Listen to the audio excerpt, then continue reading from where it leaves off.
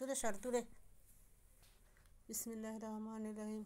আসসালামু আলাইকুম। আপনারা সবাই কেমন আছেন? আমি সবার দোয়ায় ভালো আছি। আজকে আমি আমার জীবনের ছোট্ট একটা গল্প শোনাবো। যাদেরকে আমি ছোটোবেলায় লালন পালন করছি। আমি সংসারের সবার বড়। আমার আরও ছোটো ছোটো 5টা ভাই বোন আছে। এর ভিতর আমার 2টা ভাই আছে, 3টা বোন আছে। আর 2 ভাইয়ের ভিতরে যে বড় ভাই, সে তো তখন অনেক ছোট ছিল। তখন ওর সাথে আমি মিশতাম না, আবার মিশতামও, কিন্তু একটু বোকা বোকা টাইপের ছিল। অনেক সময় দেখা যেত যে ও কেমন জানি হাঁপাটে ঘুপাটে কথাবার্তা বলতো। আস্তে আস্তে করে বড় হইলো। একটা সময় বড় হওয়ার পরে ভাবলাম যে বাইরে বিয়া দিলে হয়তো আমাকে একটা বাপের বাড়ি জায়গা থাকবো, আমরা থাকতে পারবো, যাইতে পারবো, বেড়াইতে পারবো। কিন্তু দেখা গেল সে কোনো এক নির্মম শিকারের কারণে এপার থেকে অনেক দূরে চলে গেল। যেখানে গেছে সেখান থেকে হয়তো আর আনা যাবে না। ও যদি আজকে থাকতো হয়তো আমার অনেক বেশি ভালো হইতো। ভাই যে কী দন, যার ভাই নাই সে বুঝে, আর যার ভাই আছে সে বুঝবে না। আমার ভাই আমারে সব সময় দেখাশোনা করতো। আমার যদি কিছু হইতো তাহলে আমার ভাই পাগল হয়ে যেত। আমার বয়সও অনেক ছোট, কিন্তু আমার আজও মনে পড়ে যে আমার ভাই কেমন ছিল। ভাই হারা বেদনা অনেক কষ্টের। ভাই বোনের সম্পর্ক এত মধুর।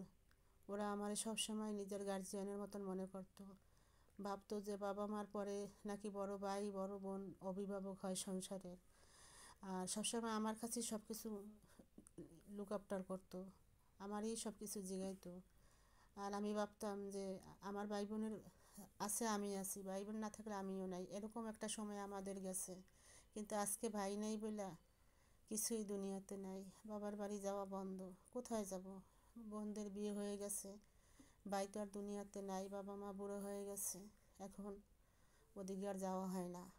তাই ঘরের ভিতরে একা থাকতে থাকতে একটা সময় বোর হয়ে যায়। আর ভাবি যে ভাইটা যদি থাকতো তাহলে কত ভালো হইতো। আমার অনেক কিছু কাজে সাহায্য হইতো, বা আমি আমার ভাইয়ের কাছে অনেক কিছু শেয়ার করতে পারতাম। আর কি বলবো, সত্যি বলার কিছু নাই। হয়তো ও দুনিয়াতে থাকলে ওরও একটা সংসার হইতো, বাচ্চা কাচ্চা হইতো, বিয়ে শাদী হইতো। ও এক সময় আমার অনেক কিছু শেয়ার করতো, আমি অনেক কিছু শেয়ার করতে পারতাম। কিন্তু এখন আর সেই দিনগুলো নাই। সেই সুখের দিন এখন কষ্টে পরিণত হয়েছে। যেহেতু বাড়িতে গেলে ফাঁকা ফাঁকা লাগে, কোনো মানুষ নাই, জন নাই, ইতিহাস আর ইতিহাস। মা বাবার যদি বলি ভাই ছাড়া বা তোমাদের সন্তান ছাড়া, ছেলে সন্তান ছাড়া তোমরা কীভাবে থাকবা, তাইলে বলে আমরা নাকি তাদেরকে দেখবো, তাদের কাছে আমরাই থাকবো। কিন্তু আমাদের অবস্থানও তেমন ভালো না। আমরা যে বাবা মায়ের লাইফ জীবনে কী করবো, কোথায় রাখবো, কীভাবে লালন পালন করবো, কিছুই জানি না।